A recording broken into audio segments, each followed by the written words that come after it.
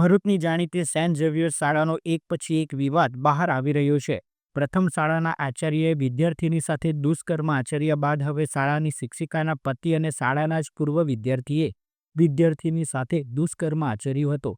આ મામલામાં પોલીસે આરોપીની ધરપકડ કરી હતી અને તેને કોર્ટ સમક્ષ રજૂ કરતા કોર્ટે આરોપીના 3 દિવસના રિમાન્ડ મંજૂર કર્યા છે। આરોપી ફિલિપ ઉર્ફે રોનીએ સ્કૂલની રિયુનિયન મીટિંગના બહાને પીડિતાને પોતાના ઘરે બોલાવી હતી, જ્યાં તેણે પીડિતા સાથે દુષ્કર્મ આચર્યું હતું। ફરિયાદ અનુસાર આ ઘટના 23 નવેમ્બર અને 9 નવેમ્બરના રોજ બની હતી।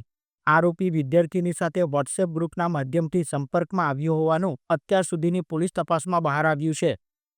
આરોપી દ્વારા એક દિવસ બેક્સાની મીટિંગના નામે ભોગ બનનારને 23 નવેમ્બર 2024ના દિવસે પોતાના ઘરે બોલાવે છે। ત્યારબાદ તેણીની મરજી વિરુદ્ધ દુષ્કર્મ આચરે છે અને તેણીને એવી ધમકી આપવામાં આવે છે કે અગર જો આ ઘટના વિશે કોઈને જણાવશે તો તેને જાનથી મારી નાખવામાં આવશે।